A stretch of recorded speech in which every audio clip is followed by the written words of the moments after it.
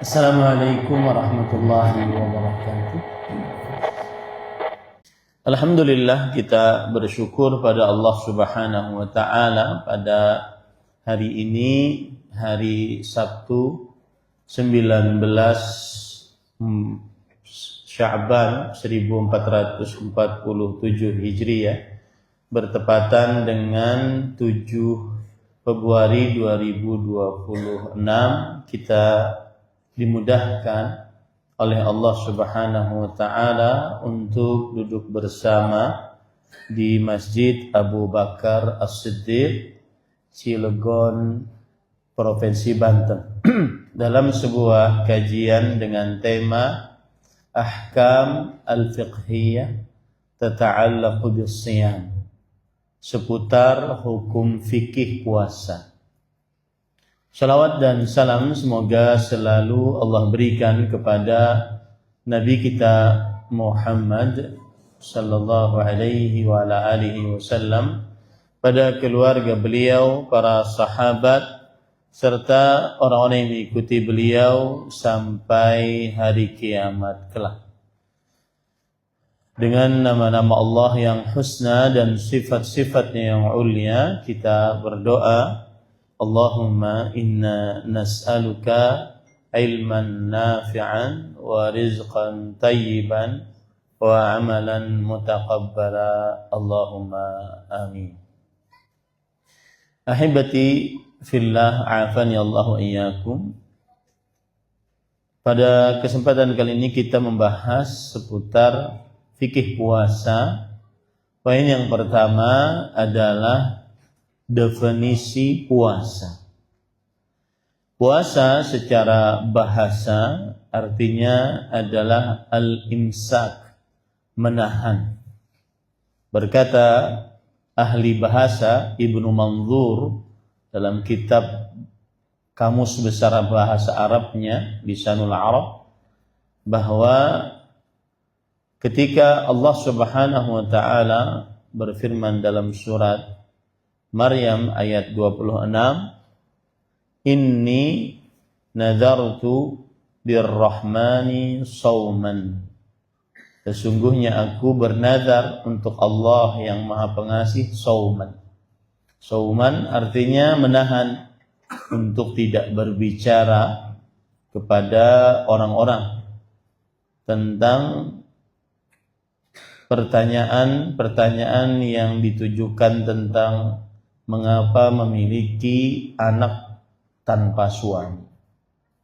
Ini menunjukkan bahwa arti sauman secara bahasa adalah menahan.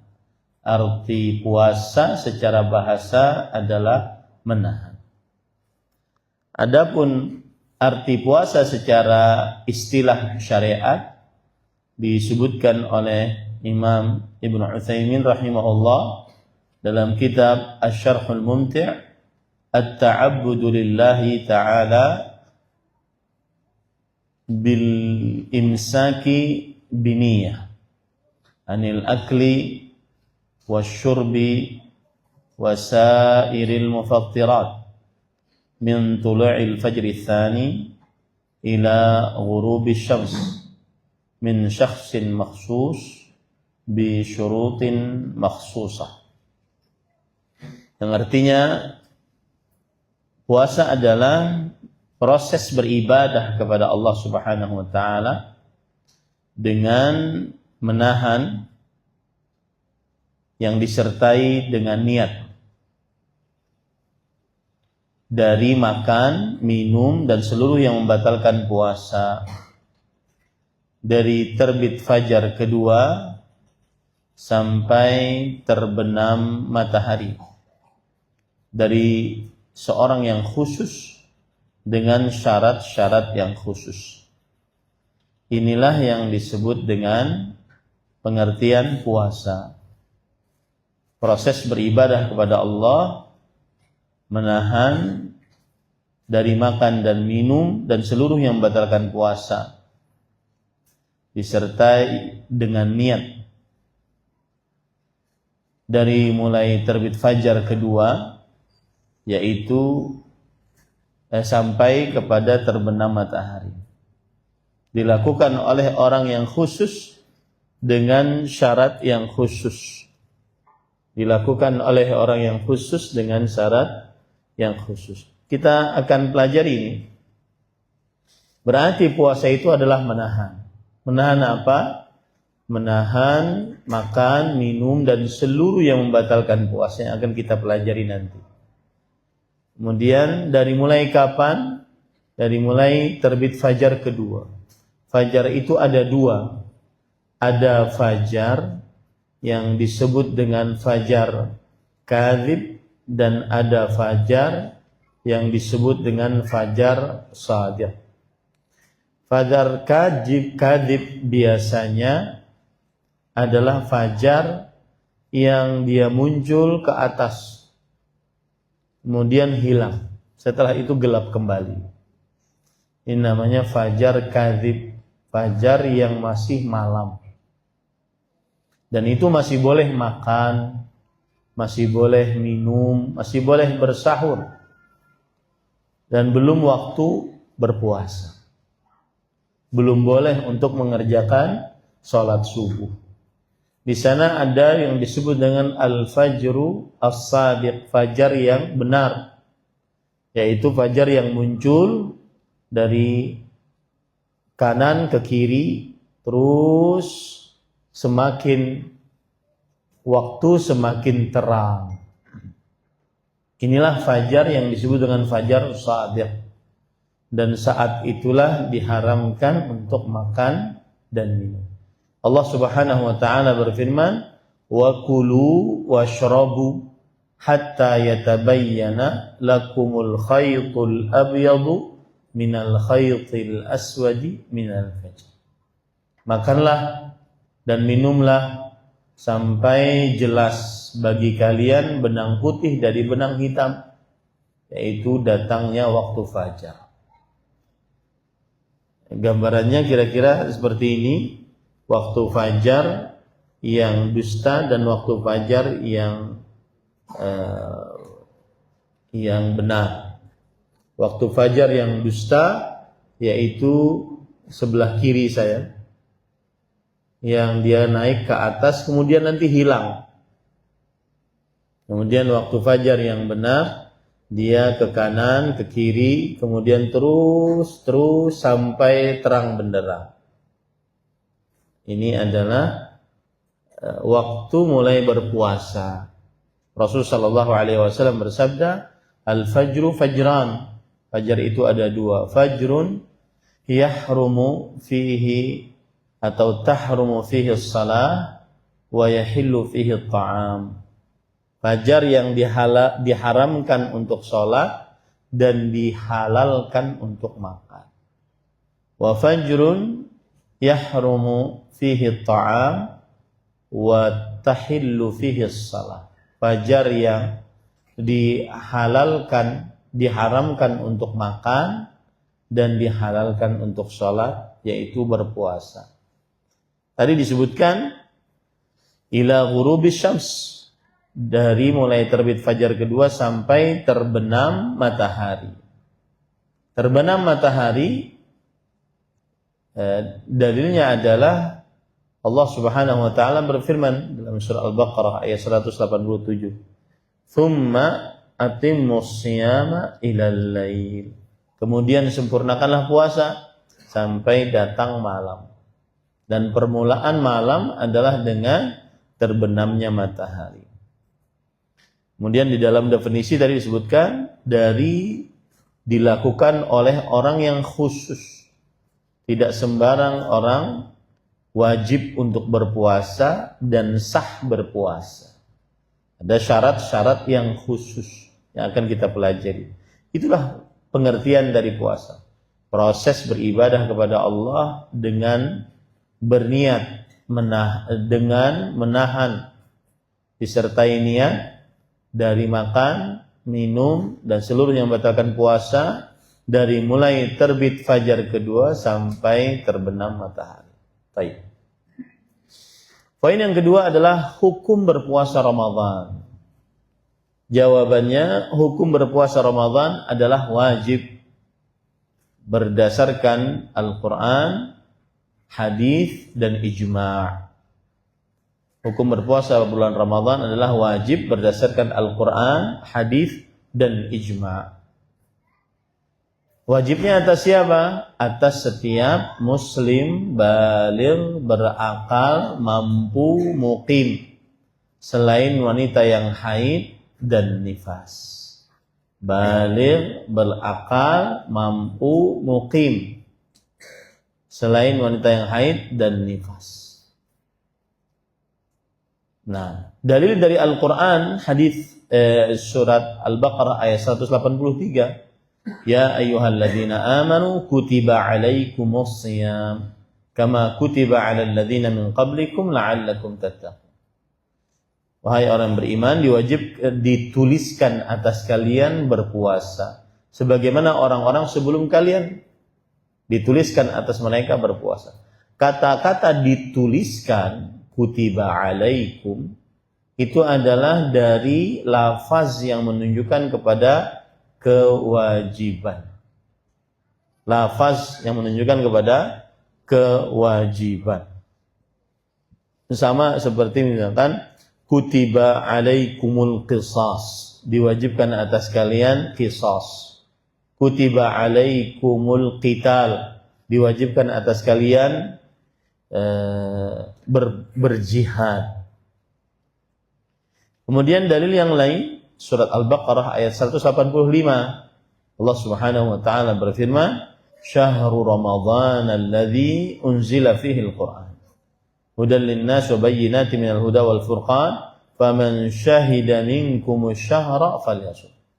Bulan Ramadan yang di dalamnya diturunkan Al-Qur'an sebagai petunjuk bagi manusia, sebagai keterangan-keterangan yang jelas dari petunjuk dan sebagai pembeda antara yang hak dan batil, maka barang siapa menyaksikan dari kalian bulan tersebut, hendaklah dia berpuasa. Sisi pendalilannya adalah fal yasumhu. Di situ ada lam, fal yasumhu. Lam di sini adalah lam perintah. Maka hendaklah kalian berpuasa. Dan perintah menunjukkan kepada kewajiban. Adapun dalil dari hadis Rasul sallallahu alaihi wasallam adalah riwayat Bukhari dan Muslim dari Talhah bin Ubaidillah radhiyallahu anhu, yaitu ketika ada seorang badui datang kepada Rasul sallallahu alaihi wasallam, tidak menutup kepalanya, kemudian bersuara dan bertanya kepada Rasul sallallahu alaihi wasallam, "Ya Rasulullah, hal akhbirni bima faradallahu alayya minas shiyam?" Wahai Rasulullah, beritahukan kepadaku tentang apa yang Allah wajibkan atasku dari berpuasa. Maka Rasul sallallahu alaihi wasallam menjawab, "Syahrul Ramadhan," berpuasa pada bulan Ramadhan. Itu adalah puasa yang wajib. Kemudian, hal alayya ghairuhu, apakah ada kewajiban atasku selain Ramadhan? Maka beliau menjawab, la illa an tatawwa'a syai'an. Tidak ada kecuali engkau berpuasa sunnah.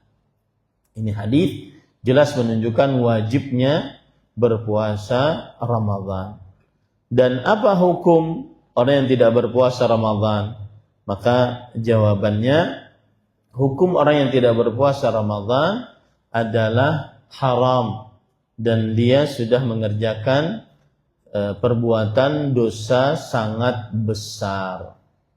Haram dan dia sudah mengerjakan perbuatan dosa sangat besar.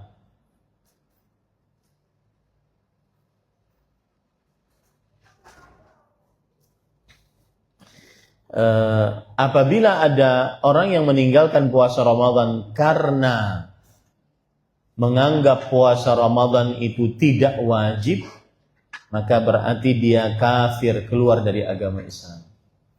Siapa yang mengatakan meninggalkan puasa Ramadan karena menganggap puasa Ramadan itu tidak wajib, maka berarti dia keluar dari agama Islam. Hal ini berdasarkan ijma'. Ada seorang ulama dari mazhab Hanafi berkata, Al-Kasani, fa innal ummata ajma'at ala fardiyati syahri Ramadan la yajhaduha illa kafir. Sesungguhnya umat bersepakat atas kewajiban berpuasa pada bulan Ramadan. Tidak ada yang mengingkari kewajibannya kecuali dia kafir. Adapun ada orang yang meninggalkan puasa Ramadan, dia mengakui kewajiban puasa Ramadan. Tapi dia tidak berpuasa Ramadan hanya karena malas. Hanya karena malas. Sengaja tidak puasa Ramadan, malas, meremehkan. Maka seperti yang sudah saya sebutkan, ini adalah perbuatan yang haram dan mengerjakan dosa besar. Mengerjakan dosa besar. Kenapa demikian? Karena ada hadis dari Rasulullah Sallallahu Alaihi Wasallam tentang orang yang meninggalkan puasa Ramadan dengan sengaja. Yaitu suatu ketika Rasul Shallallahu Alaihi Wasallam bermimpi. Kemudian beliau berkata, "Baina ana naim." Ketika aku sedang tidur, atani rajulan. Datang kepadaku dua orang malaikat, fa akhadha bi dhaba'i. Lalu mereka mengangkat kedua ketiakku ini. Fa ataya bi jabalan wa'iran. Lalu mereka membawaku kepada gunung yang sangat tinggi. Faqala is'ad. Maka keduanya kemudian menyuruhku, dakilah gunung tersebut. Faqultu inni la utiquhu. Lalu aku mengatakan, aku tidak sanggup untuk mendaki gunung ini. Kemudian dua malaikat tersebut berkata, inna sanusahhiluhu lak.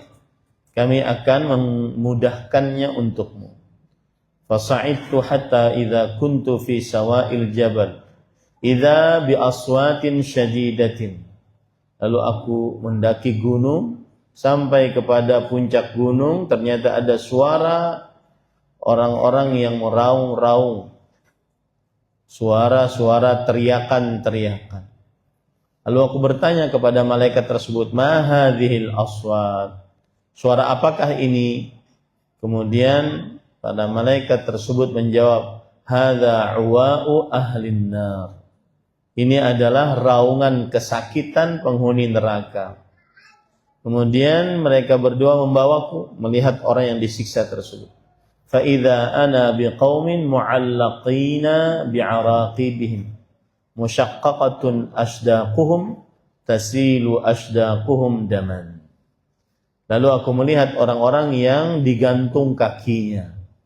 Kita punya tumit, di atas tumit itu ada tulang. Digantung tulang itu. Kalau kita nyembelih kambing deh, digantung tulangnya. Nah, itu namanya urqub. Tulang kakinya itu digantung. Itu namanya urqub. Lalu musyaqqaqatan asdaquhum. Lalu bibir mereka ditarik, disatukan dengan kaki tadi. Kemudian mengalir darah. Kemudian aku bertanya, man haula? Siapakah mereka? Kemudian para malaikat menjawab, alladzina yuftiruna qabla tahillata shaumihim. Mereka lah orang-orang yang berbuka sebelum halal waktu berbuka puasa mereka. Kalau seandainya berbuka sebelum waktunya siksanya seperti itu, bagaimana yang memang dari pertamanya tidak berpuasa sama sekali. Dari awal harinya tidak berpuasa sama sekali. Tentunya ini lebih dahsyat. Dan itu hadis disebutkan di dalam kitab Imam An-Nasai, dalam kitab As-Sunan Al-Kubra, kemudian Ibnu Khuzaimah dalam kitab Sahih Ibnu Khuzaimah, dan hadisnya sahih. Baik. Kemudian permasalahan selanjutnya yaitu syarat-syarat dari orang yang berpuasa tadi. Yang pertama adalah muslim. Syarat Islam adalah syarat sah dan syarat wajib. Artinya tidak sah orang selain Islam berpuasa dan tidak wajib orang selain Islam berpuasa. Orang kafir tidak sah puasanya dan tidak wajib. Kenapa? Karena tidak punya syarat sah, yaitu Islam. Allah Subhanahu wa taala berfirman dalam surah At-Taubah ayat 54, "Wa ma mana'ahum an tuqbala minhum nafaqatuhum illa annahum kafaru billahi wa birrasul." Tidak ada yang menahan mereka untuk diterima dari mereka sedekah-sedekah mereka kecuali karena mereka kafir dengan Allah dan Rasulnya. Tapi nanti orang kafir meskipun tidak sah dan tidak wajib puasa, di akhirat mereka akan disiksa akibat tidak mengerjakan syariat Islam. Baik. Syarat yang kedua, syarat baligh. Syarat baligh adalah syarat wajib. Apa maksudnya syarat wajib?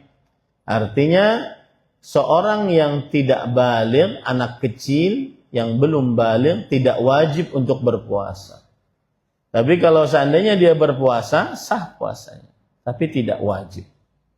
Hal ini berdasarkan hadis riwayat Imam Abu Dawud dari Ali bin Abi Thalib radhiyallahu anhu. Rasul sallallahu alaihi wasallam bersabda, "Rufi'al qalamu an thalatha." Pena diangkat dari 3 orang. Anin naim hatta yastayqid, dari orang tidur sampai dia bangun. Anil majnun hatta yafiq, dari orang gila sampai dia sadar. Anil sabi hatta yahtalim, dari anak kecil sampai dia baligh bermimpi. Ini dalil menunjukkan bahwa syarat yang kedua wajibnya puasa adalah syarat baligh. Anak kecil tidak wajib berpuasa, tapi jika berpuasa sah puasa. Syarat yang ketiga adalah berakal. Kebalikan berakal adalah gila. Dan syarat berakal adalah syarat wajib. Tidak sah puasa atau tidak wajib puasa orang gila. Dan tidak sah. Dia syarat wajib dan syarat sah. Dalilnya sama tadi. Hadis riwayat Imam Abu Daud dari Ali bin Abi Thalib. Pena pencatat amal diangkat dari orang gila sampai dia sadar. Syarat yang keempat adalah mampu untuk berpuasa. Yang sakit, baik sakitnya kronis, tahun-menahun, sulit diharapkan kesembuhannya, atau sakitnya akut, sakit tiba-tiba datang tetapi dia lemah, tidak sanggup untuk berpuasa, ataupun yang lemah seperti tua renta, lansia, tidak sanggup untuk berpuasa, maka boleh tidak berpuasa. Syarat mampu ini adalah syarat wajib. Apabila dia berpuasa, apabila dia tidak sanggup, maka tidak mengapa dia tidak berpuasa. Syarat mampu. Allah berfirman dalam surah Al-Baqarah ayat 184, "Faman kana minkum maridan aw 'ala safar fa'iddatun min ayyamin ukhra."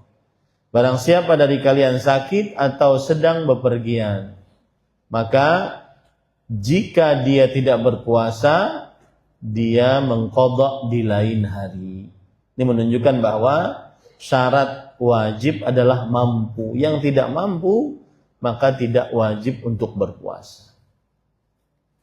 Kemudian syarat yang kelima adalah syarat muqim. Muqim artinya tidak bepergian. Muqim artinya tidak bepergian. Maka ini juga syarat wajib.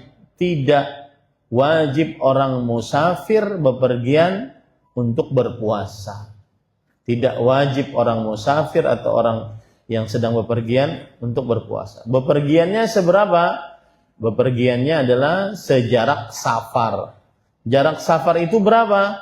Maka sesuai dengan kebiasaan di tempat tersebut. Apabila dari Cilegon ke Jakarta dinamakan safar oleh orang Cilegon dan Jakarta, maka pada saat itu dia bersafar. Apabila dari Cilegon ke Tangerang dinamakan safar atau tidak safar, maka ikuti kebiasaan setempat. Allah Subhanahu wa taala berfirman, "Wa idza darabtum fil ard falaysa 'alaikum junahun an taqsuru minas shalah." Jika kalian bepergian di bumi, maka tidak mengapa, tidak ada dosa atas kalian mengqashar salat. Bepergian di sini belum ada pendalilan secara eksplisit di dalam Al-Quran ataupun hadis Rasul. Bepergiannya berapa lama, jaraknya berapa jauh, maka tidak ada. Ketika dia tidak ada, secara eksplisit dikembalikan kepada kebiasaan, uruf di daerah tersebut. Apa di sini? Dari Cilegon ke daerah yang kalau lebih daripada 80 kilo tapi tidak dinamakan safar. Mana itu? Menurut orang biasa di sini. Di mana itu? Contoh misalkan dari Jakarta ke Bogor atau dari Jakarta ke Bekasi ujung. Safar enggak kira-kira? Meskipun kadang-kadang 80 kilo atau lebih. Tapi orang Bekasi dan Jakarta sama-sama menganggap ini bukan safar. Sama-sama menganggap ini bukan safar itu maksudnya mereka nggak harus siap-siap, mereka pakai biasa saja. Karena orang safar itu kan seperti saya, bawa koper, bawa tas, bawa apa. Ya, ada persiapan, ada barang yang dibawa. Itu namanya jarak safar dikembalikan kepada uruf, dikembalikan kepada kebiasaan setempat. Begitulah puasa. Orang yang musafir tidak diwajibkan berpuasa. Syarat wajib puasa adalah mukim. Mukim artinya tidak bepergian. Nah, kemudian pada ikhwan yang dirahmati oleh Allah Subhanahu wa taala, syarat yang keenam adalah terlepas dari haid dan nifas. Terlepas dari haid dan nifas. Hal ini berdasarkan hadis riwayat Bukhari. Rasulullah sallallahu alaihi wasallam bersabda, "Alaisat idza hadat lam tusalli wa lam tasum." Yang artinya, bukankah wanita itu jika haid tidak salat dan tidak puasa? Ini menunjukkan bahwa haid dan yang semisal dengannya seperti nifas, maka tidak wajib berpuasa dan tidak sah puasanya. Apabila memaksakan puasa, berdosa. Nah, permasalahan yang ketiga. Hanya dua cara menentukan masuknya bulan Ramadan. Ini apalagi nih sekarang. Ya, mudah-mudahan suara ini tersampaikan kepada pemangku wewenang. Hanya ada dua cara untuk memasuki bulan Ramadan. Yang pertama, ru'yat hilal Ramadan. Kemudian yang kedua, menyempurnakan jumlah bilangan bulan Sya'ban 30 hari jika tidak terlihat hilal pada tanggal 29. Dalilnya adalah hadis riwayat Bukhari Muslim dari Abdullah bin Umar radhiyallahu anhuma. Rasul sallallahu alaihi wasallam bersabda, "Asy-syahru 29 lailah, fala tasumu hatta tarawul hilal, wa la tuftiru hatta tarawh, fa in ghumma 'alaikum faqduru lah." Bulan itu 29 hari kalau menurut bulan Qamariyah. Cuma 29 hari. Maka janganlah kalian berpuasa sampai kalian melihat hilal. Dan janganlah kalian berhari raya sampai kalian melihat hilal. Jika terhalang oleh kalian hilal karena awan, maka uqdurulah, uqdurulah yaitu batasilah. Batasilah ini maksudnya fa'akminul iddata 30. Maka sempurnakanlah jumlah bilangan bulan Sya'ban menjadi 30 hari. Sempurnakanlah jumlah bilangan bulan Sya'ban menjadi 30 hari. Hadis riwayat Bukhari dan Muslim. Jadi dua cara itu saja untuk menentukan masuknya bulan Ramadan. Yaitu ru'yat hilal. Kalau tidak terlihat hilalnya, sempurnakan jumlah bilangan bulan Sya'ban menjadi 30 hari. Adapun hisab, maka hisab tidak bisa dijadikan sebagai sandaran hukum. Kenapa? Karena ijma' para ulama. Ijma' para ulama menentukan bahwa menentukan awal masuknya bulan Ramadan hanya dengan ru'yat hilal atau menyempurnakan jumlah bilangan 30 hari. Kemudian yang kedua, tidak semua orang bisa hisab. Ya, jadi dia menyelisihi ijma', kemudian juga dia tidak menyeluruh hukumnya untuk kaum muslimin. Hanya orang-orang yang bisa hisab saja yang bisa hisab. Adapun menyempurnakan jumlah bilangan 30 hari dari bulan Sya'ban, melihat hilal, semua kita bisa melihat. Maka saya nasihatkan ini agar seseorang mengikuti keputusan yang berwenang. Walhamdulillah kita di negara kita ini, yang mana keputusan itu digawangi oleh Kementerian Agama, dan Kementerian Agama Negara Kesatuan Republik Indonesia ini sudah berdasarkan ruqyah hilal ataupun menyempurnakan jumlah bilangan bulan Sya'ban, maka tidak ada alasan bagi kita untuk menyelisih keputusan tersebut. Dan saya sangat berpesan kepada pemegang-pemegang otoritas dari ormas-ormas yang ada, kita menghormati keputusan ormas-ormas, tetapi al-ibadah al-jama'iyah la ta'tabiru fiha ra'yal fardi. Ibadah yang berjamaah tidak dianggap di dalamnya pendapat pribadi. Kenapa? Karena kalau kita satu kelompok menggunakan pendapat pribadinya, terjadilah seperti yang di negara kita ini. Tidak ada kesatuan dalam ibadah yang seharusnya kita bersama. Dan ini syiar agama Islam, masuk bulan Ramadan, bersama-sama berpuasa, bersama-sama berhari raya. Ini syiar agama Islam. Makanya Syekh Al-Imam Al-Albani rahimahullah, la ta'tabiru asy-syari'atu ar-ra'y al-fardi fil ibadah al-jama'iyah. Syariah tidak menganggap pendapat pribadi di dalam perkara ibadah yang bersama-sama. Jadi tidak enak kita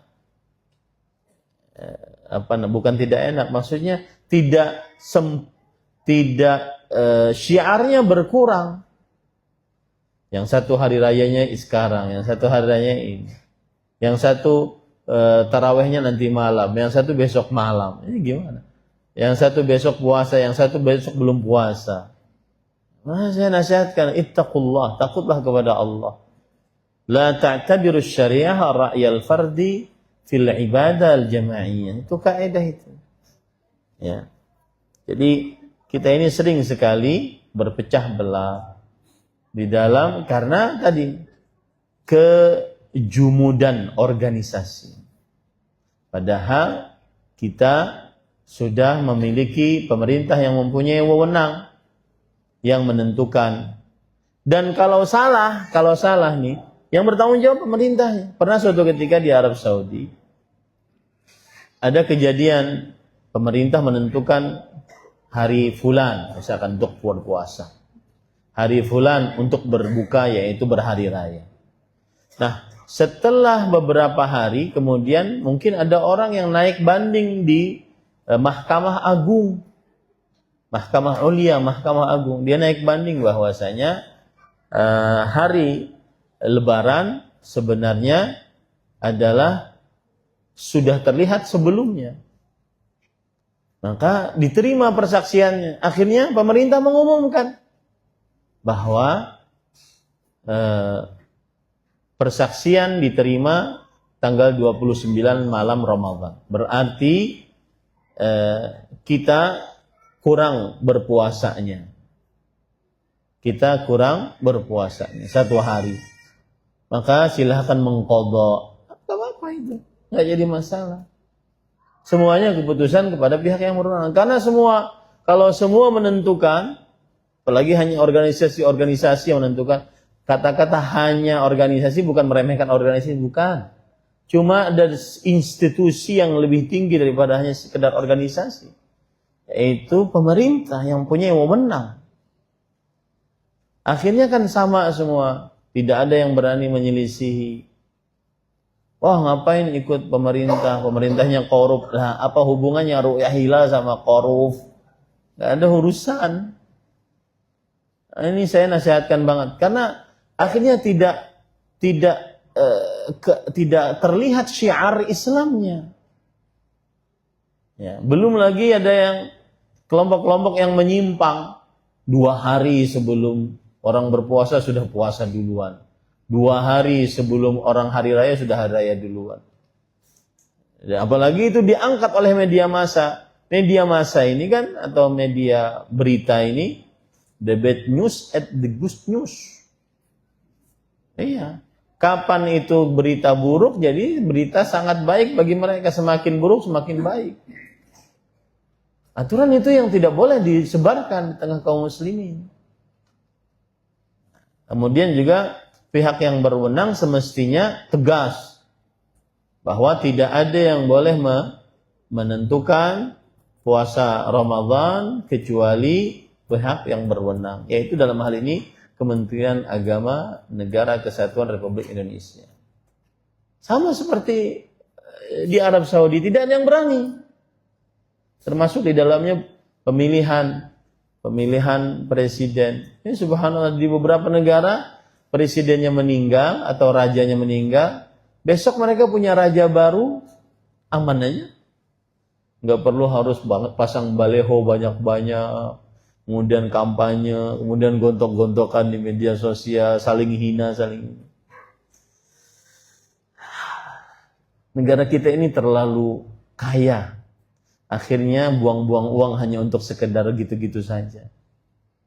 Padahal orang meninggal rajanya, besok bangun pagi raja baru, tenang aja, anteng aja sudah. Ini saya sangat menyedihkan, apalagi sudah terungkap kan di media sosial itu. Pemerintah ini, kemudian ormas ini, pemerintah ini, ormas ini. Sedih kita. Apalagi nanti ada di dalam nanti di compare dengan Arab Saudi. Oh, Arab Saudi sesuai dengan ormas, berarti kami yang benar. Enggak. Kan ru'yah hilal. Setiap daerah memiliki penglihatannya masing-masing. Oh, Arab Saudi kan aturan dia lebih barat. Aturan dia lebih barat dan kita lebih timur. Aturan kita melihat terlebih dahulu, semestinya kita sebelum Arab Saudi untuk berhari raya atau untuk Ramadannya. Tidak seperti itu hitungannya. Hitungannya ru'yah hilal. Terlihat kita puasa, enggak terlihat kita sempurnakan jumlah bilangan bulan sebanyak 30 hari. Sesuai dengan hadis Rasul SAW. Dan itu sangat universal hukumnya. Adapun dengan hisab, dengan falak, itu kan sangat untuk kelompok tertentu saja, yang bisa saja. Paham ya? Saya tidak mencela ormas, mereka mempunyai ahli-ahli fikihnya, tetapi untuk ibadah jamaiyah, ibadah yang bersama-sama, ayolah kita bersama-sama. Agar terlihat tuh, kalau seandainya hari rayanya sama kan, keluar dari rumah masing-masing bertakbir, Allahu Akbar, Allahu Akbar. La ilaha illallah, wallahu akbar. Apalagi ditentukan oleh pemerintah, ini lapangan yang boleh untuk sholat Id. Wah, itu luar biasa. Ini masjid yang boleh untuk sholat Id, tidak semua masjid. Sekarang kan karena katanya sunnahnya itu sholat Idnya di lapangan, tidak di masjid, akhirnya di jalan ganggang gitu. Bukan gitu prakteknya. Prakteknya itu di lapangan besar. Semua kaum muslimin ke sana. Jadi terlihat syiarnya. Bukan di ganggang nutup jalan gitu. Bukan. Itu salah prakteknya. Salah, bro. Gimana sih? Susah untuk diberitahu nih. Ya. Kita dulu di Arab Saudi, saya 13 tahun tinggal di Arab Saudi. Kita dulu di Arab Saudi tidak ada sholat Id yang berani kecuali yang ditentukan oleh pemerintah. Yang jauh-jauh gimana Ustaz? Ya ditentukan di lapangan mana, di masjid mana. Mereka sudah punya pencakar informasi kan? Oh, di sini. Ini untuk kabupaten sini, ini untuk kabupaten sini, ini untuk kecamatan sini. Kalau kita banyak orangnya, banyak kecamatannya, ke satu kecamatan satu apa gitu. Udah, jadi syiarnya besar. Kaum muslimin jadi terlihat kuat gitu. Nah ini kalau seandainya masuk Ramadan saja sudah beda-beda, gimana?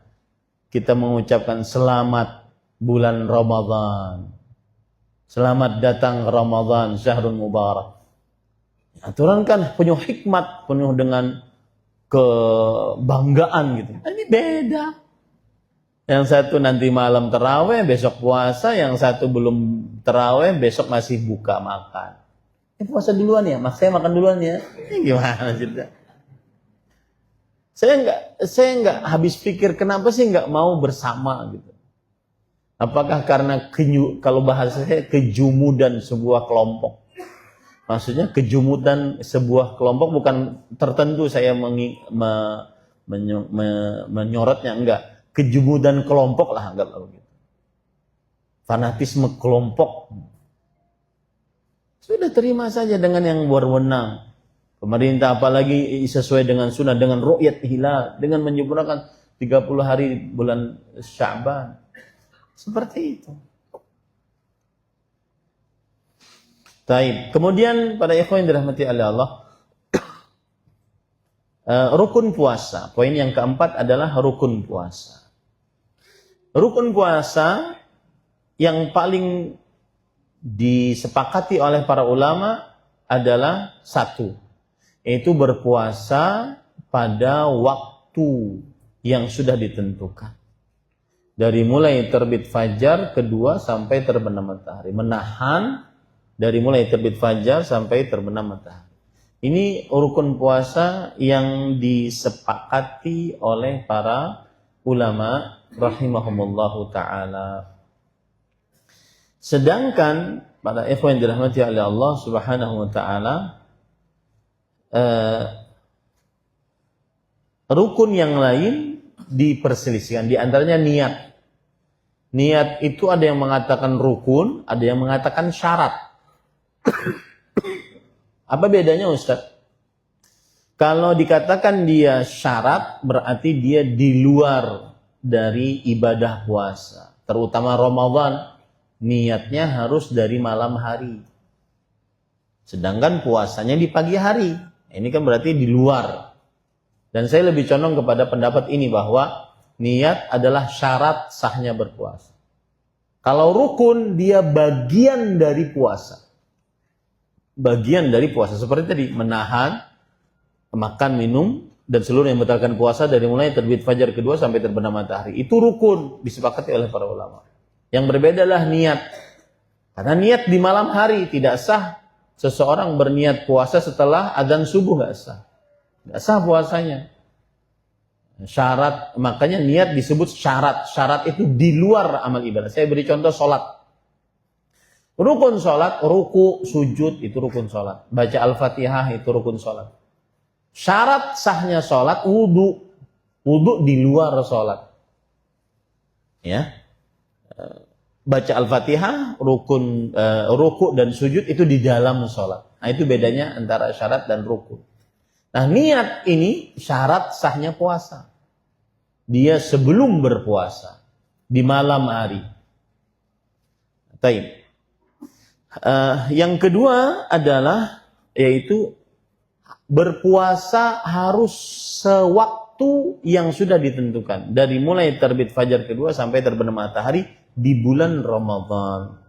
Kalau ada orang berpuasa di selain bulan Ramadan, puasa wajib tidak sah puasanya. Itu adalah dua rukun dari puasa. Yang pertama menahan, makan, minum, dan seluruh yang membatalkan puasa dari mulai terbit fajar kedua sampai terbenam matahari. Yang kedua, harus dari mulai terbenam matahari sampai dari mulai terbit fajar kedua sampai terbenam matahari. Jika dia tidak mencukupi waktu tersebut, tidak sah puasanya. Karena tidak sesuai dengan rukun puasa. Nah. Kemudian pada ikhwan yang dirahmati oleh Allah, permasalahan selanjutnya adalah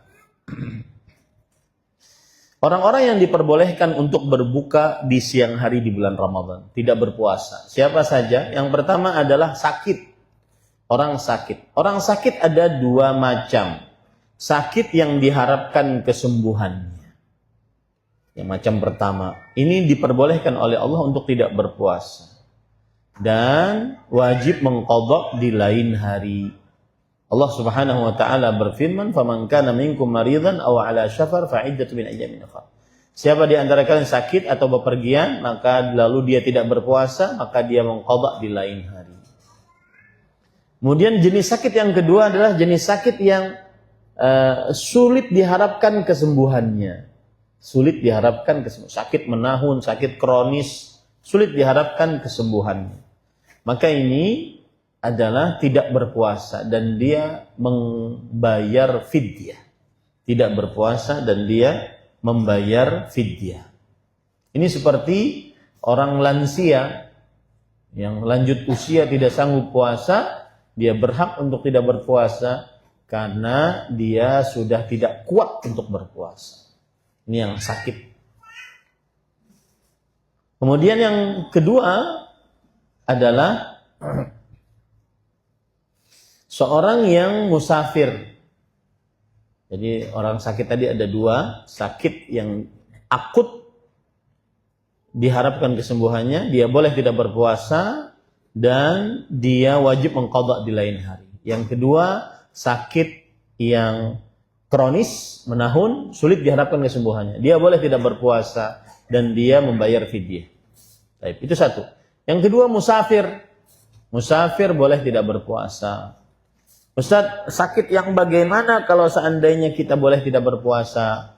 Sakit yang kalau Bapak berpuasa tambah sakitnya dan membahayakan diri atau menyulitkan, membahayakan dan menambah sakitnya dan membahayakan diri. Dua itu syaratnya. Menambah sakit dan membahayakan diri.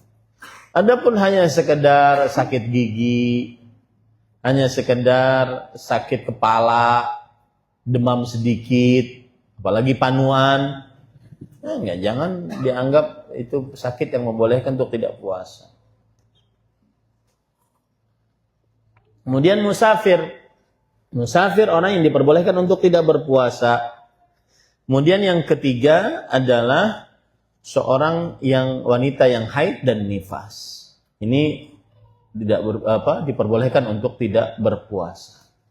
Kemudian yang keempat, wanita yang hamil dan menyusui diperbolehkan untuk tidak berpuasa. Sebagaimana hadis Rasul sallallahu alaihi wasallam dari Anas bin Malik Al-Ka'bi radhiyallahu anhu. Rasul sallallahu alaihi wasallam bersabda, "Innallaha 'azza wa jalla wada'a 'anil musafiri satras salah." Allah Subhanahu wa taala membebaskan atas orang yang berpuasa setengah salat. Saya ulangi. Allah Subhanahu wa taala membebaskan orang yang bersafar setengah salat. Artinya dia mengqashar salatnya, salat zuhur, asar, isya, 2 rakaat. Wa 'anil musafiri wal hamili wal murdhi as-shaum awis shiyam. Dan Allah membebaskan atas orang yang bersafar, wanita hamil dan menyusui berpuasa. Boleh tidak berpuasa. Nah, kemudian yang kelima adalah orang yang dipaksa untuk berbuka. Dengan paksaan yang apabila tidak diikuti membahayakan nyawanya. Contoh, orang kalau seandainya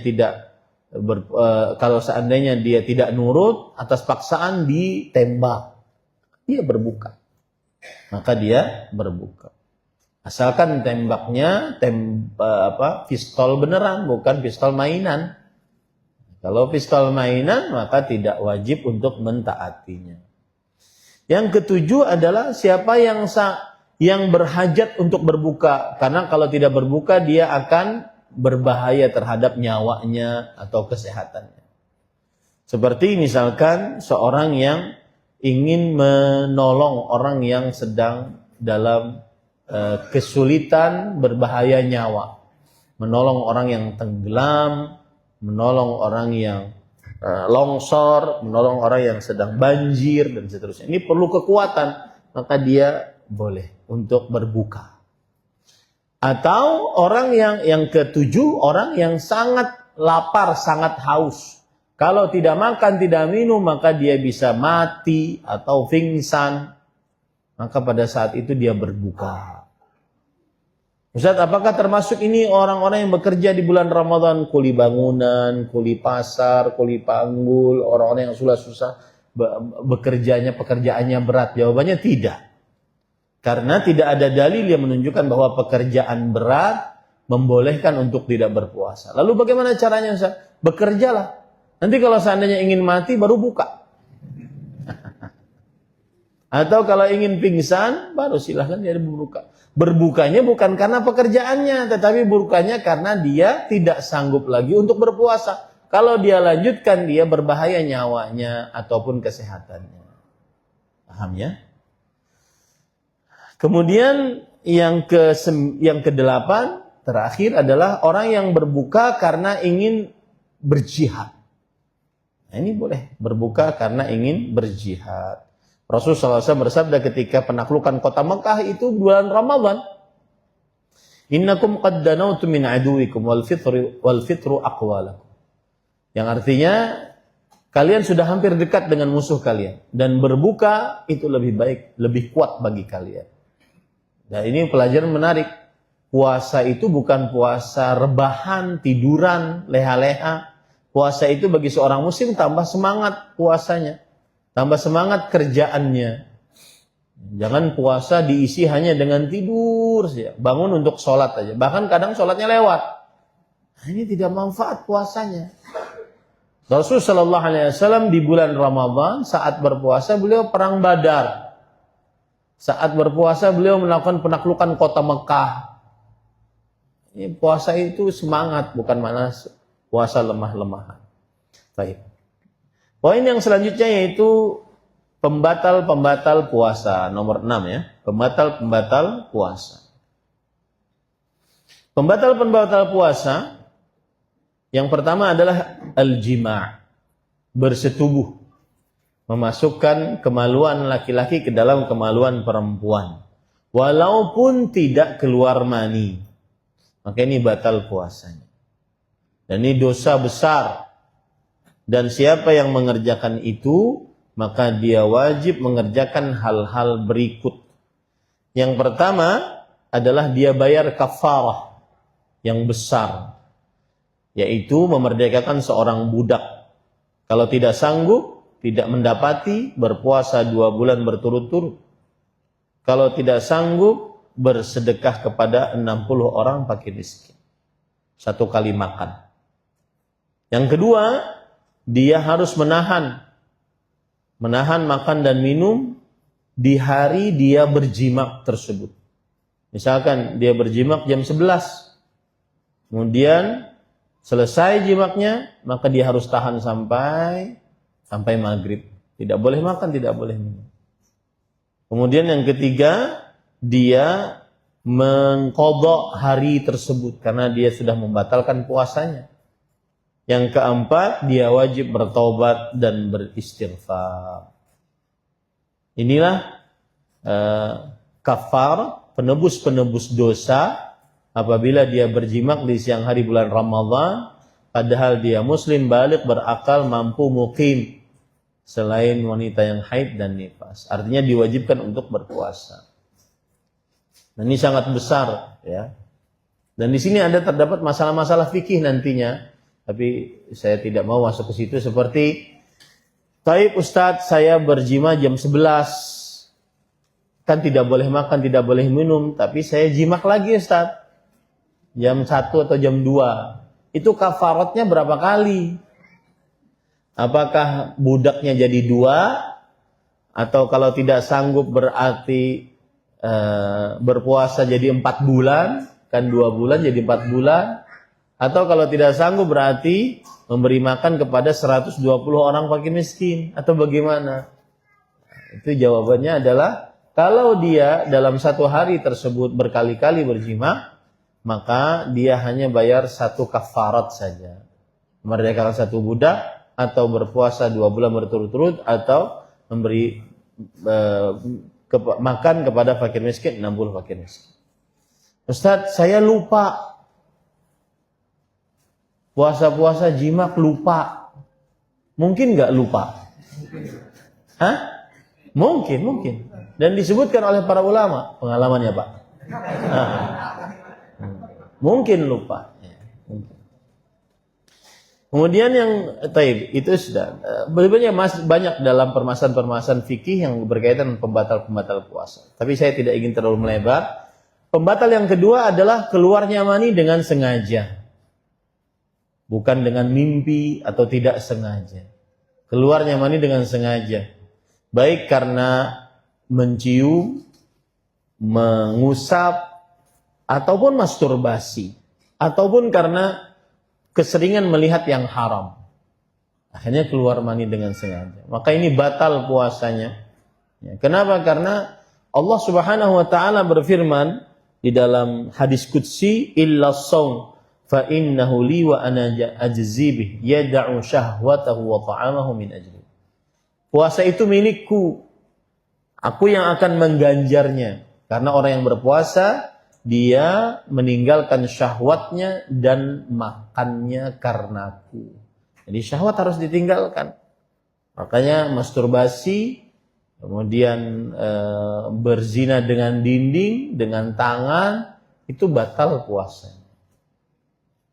Yang ketiga adalah makan dan minum. Makan dan minum ini batal puasanya berdasarkan Al-Quran, hadis dan ijma'. Ya, makan dan minum. Nanti ada permasalahan-permasalahan fikih di dalamnya banyak ini, tapi saya tidak mau masuk. Seperti kalau yang masuk ke dalam mulut itu bukan makanan, batu misalnya, sampai lewat tenggorokan, ya itu gimana, batal atau enggak? Nah, itu nanti tanya kepada ustaz-ustaz yang ngajar biasa di sini. Banyak sebenarnya masalah-masalah fikih. Dalilnya surah Al-Baqarah ayat 187, wa kulu washrabu hatta yatabayyana lakumus shiyam ila al-layl hatta yatabayyana lakumul khaytul abyadu minal khaytil aswadi minal fajr thumma atimmus shiyama ila al-layl. Makanlah, minumlah sampai terbit fajar, kemudian sempurnakanlah berpuasa sampai malam. Makan dan minum pembatal puasa dengan ayat Al-Quran atau hadis atau ijma'. Kemudian yang selanjutnya, yang keempat, yang semakna dengan makan dan minum, seperti suntikan yang membuat semakin kuat. Suntikan apa itu? Infus yang membuat semakin kuat. Apalagi suntikannya? Ya, macam-macam. Seperti suntikan yang membuat semakin kuat. Nah, kalau suntikan vitamin C, saya pernah ditanya oleh santri putri saya, Ustaz, puasa-puasa suntik vitamin C boleh enggak? Batal enggak? Suntik vitamin C untuk apa? Untuk yang asalnya hitam pekat menjadi putih kulitnya. Maka jawabannya tidak membatalkan puasa karena tidak memberikan kekuatan.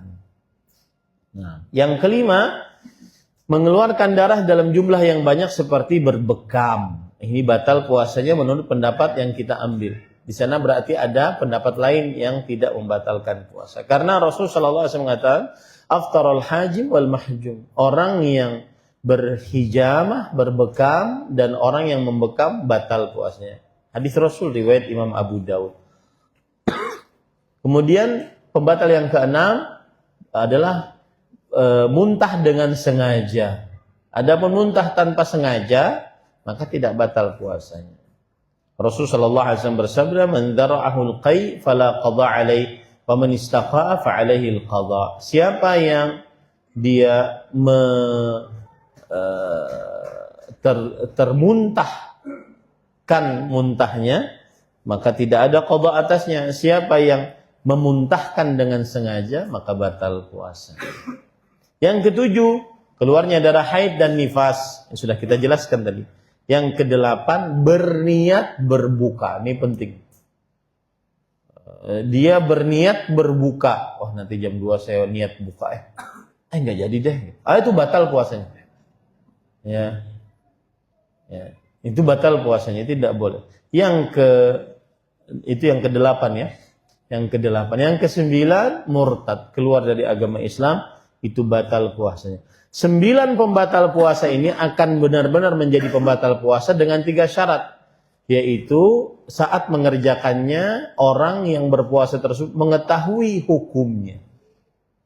Yang kedua, sengaja mengerjakannya. Yang ketiga adalah, syarat yang ketiga adalah dia memang mengingat, dalam keadaan ingat mengerjakannya. Jadi mengetahui, ingat, dan sengaja. Bukan orang yang bodoh terhadap pembatal tersebut, bukan orang yang sedang lupa, bukan orang yang sedang dipaksa. Dia memang memilih untuk mengerjakan hal tersebut. 3 syarat itu.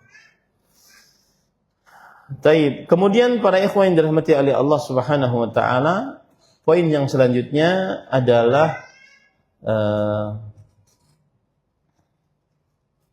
ya, itu kira-kira fikih berpuasa yang bisa kita sampaikan pas jam 5. Ya, sekarang kita ingin buka untuk boleh ditambah lah adab-adab saat berpuasa yang sangat dianjurkan. Yang pertama adalah bersahur. Rasulullah sallallahu alaihi wasallam bersabda, "Tasahharu fa inna fis sahuri barakah." Bersahurlah, sesungguhnya di dalam bersahur terdapat berkah. Bersahur, jangan tinggalkan sahur meskipun hukumnya sunnah muakkadah. Karena ini adab yang sangat dianjurkan. Sahur itu ada berkahnya. Sahur itu membedakan antara puasanya orang Islam dengan puasanya ahlul kitab. Sahur itu adalah makanan yang penuh dengan berkah. Sahur itu didoakan oleh Allah dan oleh malaikat, dipuji oleh Allah dan didoakan oleh para malaikat. Sahur, jangan tinggalkan. Kemudian yang selanjutnya adalah berbuka dan menyegerakannya. Sudah saya sebutkan tadi pagi. Berbuka dan menyegerakannya. Menyegerakan berbuka, jangan tunda-tunda. Apalagi ini dalam kasus bukber. Biasanya terlambat berbukanya karena nunggu hidangan dari warung makannya. Bukber ini hati-hati, bisa menghabiskan pahala puasa kalau tidak dibatasi dengan syariat. Di antaranya terlambat sholat maghrib. Sholat maghrib itu sebentar waktunya. Ya, hati-hati yang bukber. Sholat maghrib itu terlambat waktunya. Sedikit waktunya. Jangan sampai terlambat. Nah, kemudian adab yang ketiga yang sangat dianjurkan adalah membukakan puasa. Orang yang berpuasa pada waktu berbuka. Man fattara sa'iman falahu mithlu ajri as-sa'im min ghairi an yanqusa min ajri as-sa'im syai'an. Barang siapa yang membukakan orang yang sedang berpuasa, maka baginya pahala seperti orang yang berbuka puasa tersebut, tanpa mengurangi pahala orang yang berpuasa tersebut. Kemudian yang keempat dan kelima, keenam, banyak membaca Al-Quran, banyak bersedekah, banyak berdoa dan umroh di bulan Ramadan.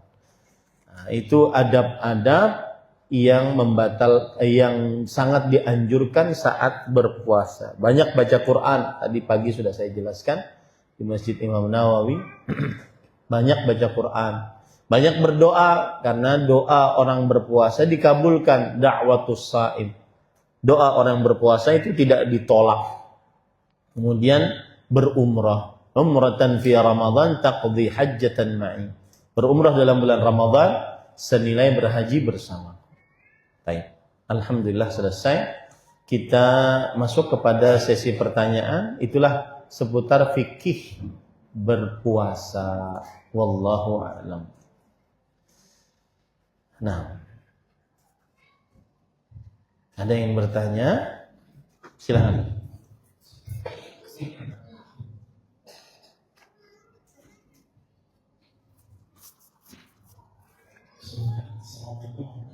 Waalaikumsalam.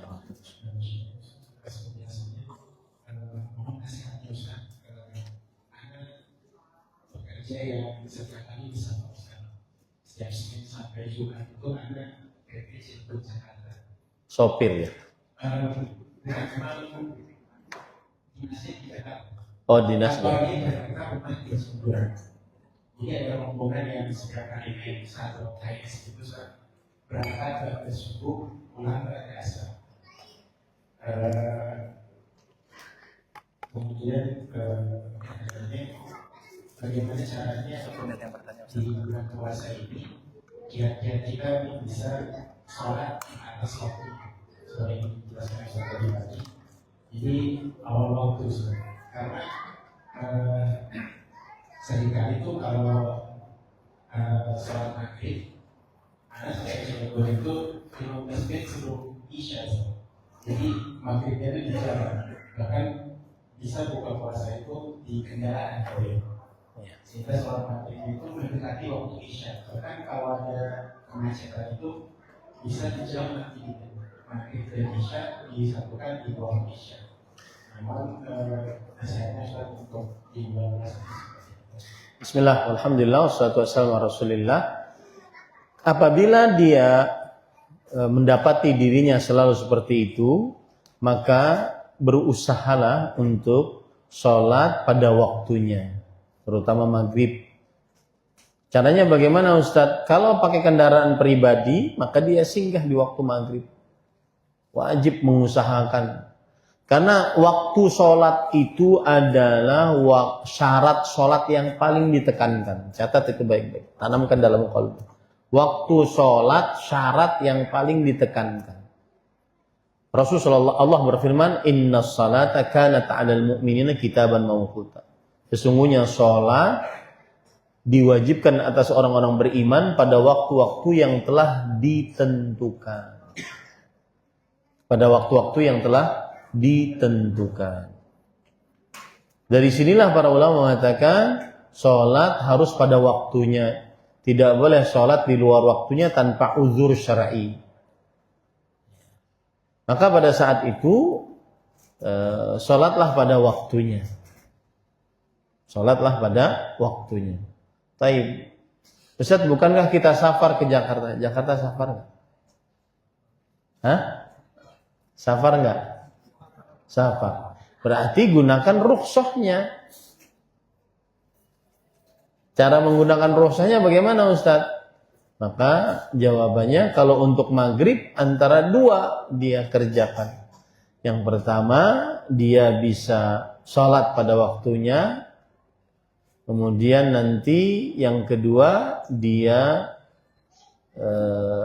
caranya dia gabung dengan sholat isya. Asalkan masih safar. Kalau dijamak setiap hari nggak boleh. Jadi intinya kalau dia pakai kendaraan sendiri dia sholat di waktunya.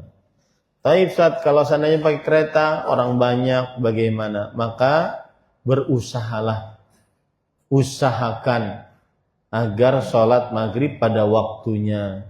Tidak dijamak ke isya. Karena itu sesuatu yang jika dikerjakan setiap hari menjadi merubah waktu sholat.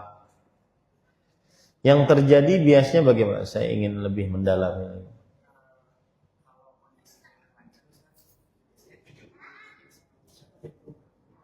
Nah, tetap saja 30 menit sebelum isya tetap sudah di rumah. Itu tidak langsung bisa sholat juga. Dan sholat maghrib, waktu sholat maghribnya sudah habis. Ya, karena dia dalam keadaan sampainya 30 menit sebelum waktu sholat. Maka saya nasihatkan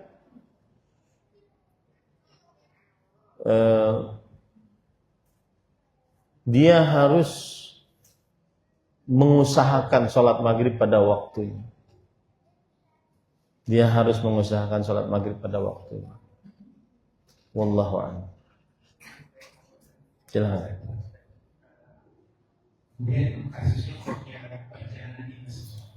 Jadi di kantor itu ada kemungkinan di pada saat bulan Ramadan itu tetap melakukan perjalanan dinas di keluar pulau sekarang apakah yang lebih afdol itu kita coba kosong gitu ya? Apakah itu jemaah yang mungkin di tempat dinas? Bismillah, alhamdulillah.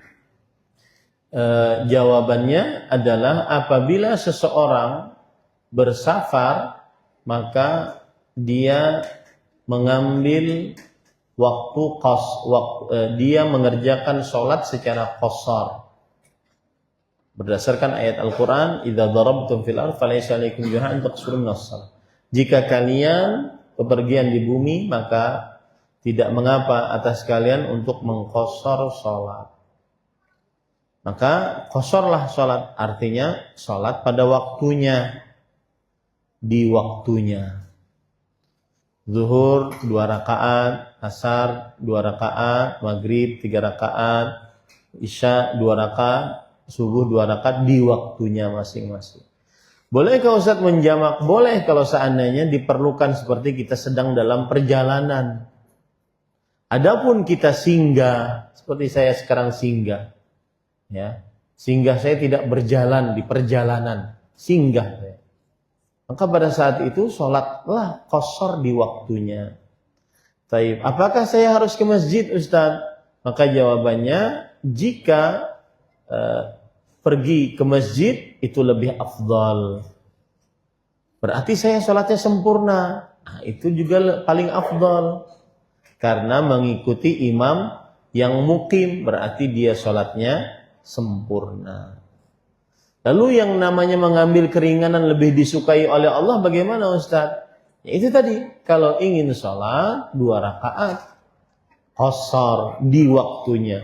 Boleh menjamak, boleh saat seseorang berkeperluan untuk menjamak. Seperti dia dalam bersafar, tidak bisa turun. Karena gini para ikhwah, sholat wajib itu Rasulullah SAW tidak pernah mengerjakan di atas kendaraan. Sholat wajib Rasulullah SAW tidak pernah mengerjakan di atas kendaraan, selalu di atas daratan, ya, tidak di kendaraan. Maka usahakan sholat wajibnya di daratan, tidak di kendaraan. Jika terpaksa baru kita di kendaraan. Nah itu baru menjamak di situ. Paham ya? Nah, seperti itu. Jadi saya sering berangkat ke Jakarta setiap pekan kedua, Kamis, Jumat, Sabtu, Ahad, 4 hari. Maka saya sholatnya pada waktunya di qashar. Kalau saya ke masjid, saya ikut sempurna. Kemudian kalau tidak ikut ke masjid karena sudah tidak cukup waktunya, maka saya sholat dengan qashar saja yang bisa di qashar, zuhur, asar, dan isya. Seperti itu. Tidak menjamak Ustaz? Tidak, karena saya singgah. Kecuali orang dalam di atas kendaraan. Tidak bisa apa? Tidak bisa singgah gitu. Karena saya singgah dan nyaman. Ini banyak terjadi. Orang ada meeting di Jakarta, dia dari Banjarmasin pagi. Meetingnya zuhur dan asar. Asar, maghrib pulang dia ke Banjarmasin lagi. Zuhur dan asar dia tidak ngapa-ngapain. Cuma meetingnya sebelum zuhur. Zuhur asar kosong. Ya sudah, sholat zuhur 2 rakaat di waktunya, sholat asar 2 rakaat di waktunya. Oh, dia di hotel juga, nonton-nonton juga. Enggak ada keperluan yang mendesak untuk dia menjamak. Sholatlah pada waktunya. Sebagaimana sudah saya sebut tadi, waktu sholat adalah syarat sholat yang paling ditekankan. Sholat zuhur 2 rakaat, sholat asar 2 rakaat. Itu lebih utama daripada dia menjamak yang tidak diperlukan untuk dijamak. Nah, kecuali kalau misalkan nih saya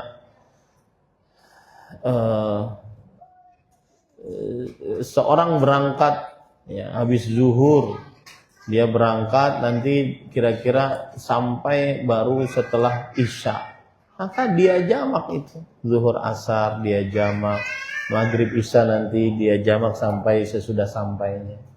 Tapi ingat tadi, kalau bisa sholat wajib tidak di atas kendaraan, di atas dataran. Wallahu a'lam. Tapi saya heran dengan pertanyaan Bapak ini, enggak nanyain puasanya, nanyain sholatnya doang. Kalau puasa maka kalau seandainya apa hukumnya orang musafir puasa dan safarnya tidak menyulitkannya, apalagi membahayakannya? Tidak. Seperti saya ke Jakarta 1 jam 40 menit di pesawat, sampai di sini dijemput sama kawan-kawan, tidak capek, tidak sulit puasanya. Wajibkah masih saya berpuasa ataukah saya berbuka? Nah itu beliau tidak tanyakan, kita jawab sampai beliau bertanya. Jawabannya adalah boleh saja dia mengambil keringanan, tetapi lebih afdal dia berpuasa. Satu, karena Rasulullah SAW pernah berpuasa saat safar. Yang kedua, berpuasa di dalam bulan Ramadan lebih cepat menyelesaikan tanggung jawab kewajiban ibadah puasa. Yang ketiga, berpuasa dalam bulan Ramadan lebih mudah karena berpuasa bersama kaum muslimin. Yang keempat, berpuasa di dalam bulan Ramadan lebih berkah daripada mengqadha'nya. Wallahu a'lam. Itu jawaban bonus atas pertanyaan yang tidak ditanyakan. Nah, yang lain silahkan.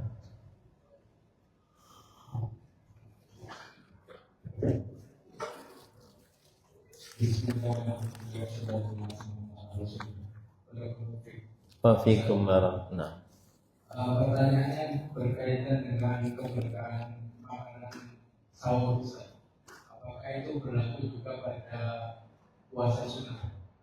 Kemudian waktu untuk makan sahur ini apakah bisa seperti itu atau dekat waktunya harus diakhirkan di Baik. Barakallahu fiik atas pertanyaannya. Jawabannya iya. Semua puasa baik Ramadan atau puasa sunnah termasuk makan sahur adalah makanan penuh berkah. Karena hadisnya umum. Bersahurlah. Maka sesungguhnya di dalam makan sahur ada berkah. Ini hadisnya umum, tidak hanya bulan Ramadan. Setiap ingin berpuasa, bersahurlah. Bahkan Rasulullah SAW mengatakan, "Fala tada'u", janganlah kalian tinggalkan sahur tersebut. Walau an yajra' ahadukum jar'atan min ma. Kalau walaupun hanya sekedar seteguk air saja, jangan tinggalkan. Kemudian yang kedua adalah waktu bersahur paling afdal mana? Maka jawabannya di sepertiga malam terakhir itu waktu bersahur. Sepertiga malam terakhir. Kalau setelah taraweh di malam hari itu bukan makan sahur, itu makan malam. Makan sahur di waktu sahur. Waktu sahur dari mulai kapan? Sepertiga malam terakhir sampai sebelum adzan subuh. Itu waktu bersahur. Waktu paling afdal bersahur adalah mencontoh Rasul sallallahu alaihi wasallam, yaitu antara sahur beliau dengan adzan subuh sekitar orang membaca Al-Qur'an 50 ayat baca Qur'an. 50 ayat. 50 ayat itu sekitar 3 lembar. 3 lembar itu seperempat juz. Seperempat juz kalau orang lancar baca Qur'annya, 1 juz itu sekitar 1 jam, setengah jam. Seperempat juz berarti ya sekitar 10 menit, 15 menit. Tapi itu bukan batasan. Artinya dekat dengan waktu adzan subuh itu lebih afdal. Berdasarkan hadis Anas bin Malik, beliau menceritakan bahwa Zaid bin Thabit radhiyallahu anhu pernah bersahur bersama Rasulullah SAW. Setelah bersahur mereka bangun untuk mengerjakan sholat. Lalu Anas bin Malik bertanya, berapa jarak antara kalian bersahur dengan adzan subuh? Maka Zaid bin Thabit menjawab, qadru ma yaqra'ur rajul 50 ayat 60 ayat. Batasannya adalah ketika orang baca ayat Al-Quran 50 sampai 60 ayat. Ya sekitar 10 menit, 15 menit, 20 menit. Nah itu sudah makan, bukan itu masaknya. Masaknya nggak cukup waktunya nanti. Nah seperti itu. Tapi kalau ingin setengah jam sebelumnya, 1 jam sebelumnya boleh saja, tidak mengapa. Allah. Nah. Itu kan memberikan rukhsah kepada yang pasang buka. Tapi di ujung ayatnya kan wal masumu khairun lakum. Bagus pertanyaannya. Yaitu yang saya sebutkan tadi bahwa orang yang bersafar itu boleh tidak berpuasa. Tetapi jika safarnya tidak membahayakannya, menyulitkannya, puasa lebih utama. Itu pendapat yang kita ambil. Meskipun kalau ada yang berpendapat bahwa puasa boleh juga tidak berpuasa karena kan sedang safar. Yang penting safar. Mau sulit, mau bahaya, mau tidak bahaya, saya sedang safar. Maka dia berpegangan dengan itu, boleh saja dia tidak berpuasa. Tapi kalau ditanya mana yang lebih afdal, khilaf di antara ulama, kita sebutkan tadi yang lebih utama adalah dia puasa. Kalau puasanya tidak menyulitkannya dan juga tidak membahayakannya. Jadi ada 3 gini Pak. Orang safar dengan puasa, ada 3. Yang pertama, puasanya tidak menyulitkannya. Apalagi sampai membahayakan, tidak. Dia puasa tidak puasa sama saja kekuatannya. Maka yang ini lebih afdal untuk berpuasa. Kenapa? Dengan 4 jawaban yang saya sebutkan tadi. Nabi pernah berpuasa Ramadan saat safar.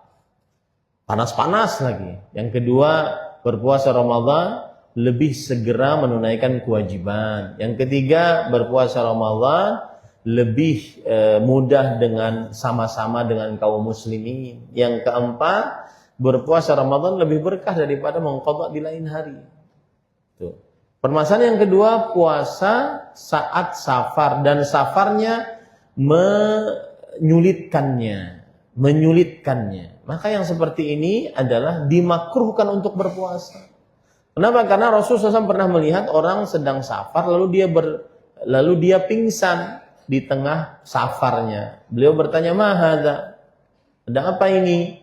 Kemudian para sahabat menjawab, "Dia shaim, dia sedang berpuasa." Lalu Rasulullah SAW bersabda, "Laisa minal birri as-siyamu fis safar."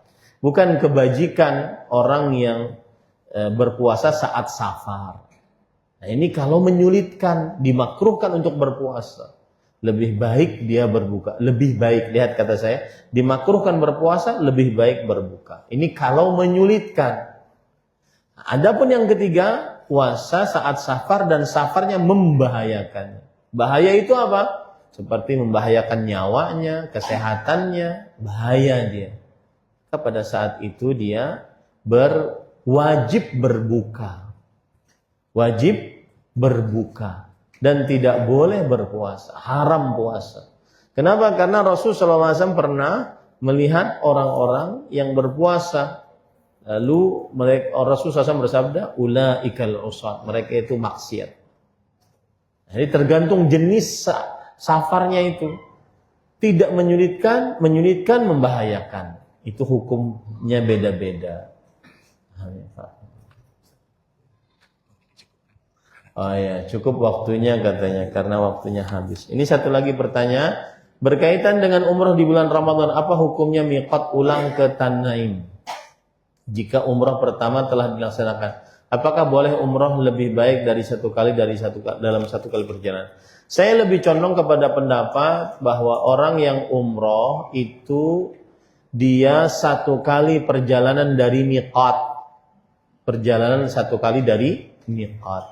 Cukup. Habis itu dia perbanyak tawaf, perbanyak doa, perbanyak zikir, perbanyak sholat di Masjidil Haram. Itu lebih afdal ya, daripada dia pergi ke tanah halal, Tan'im, Ji'ranah ataupun Arafah untuk mengambil miqat lagi. Itu lebih afdal ya, karena lebih banyak pahalanya ya, lebih banyak pahala. Apalagi kalau seandainya dia ingin berumrah atas nama bapaknya, ibunya, kakeknya, neneknya, buyutnya, maka itu belum ada contohnya seperti itu dari Rasulullah SAW mengambil dari tanah halal lalu kemudian dia berumrah lagi. Lebih baik dia perbanyak sholat, banyak tawaf yang dia tidak bisa kerjakan saat di Indonesia. Ini yang bisa disampaikan. Subhanakallah bihamdik, asyhadu an la ilaha illa anta astaghfiruka wa atubu ilaik. Wa sallallahu nabiyana Muhammad walhamdulillahirabbil alamin. Wassalamualaikum warahmatullahi wabarakatuh.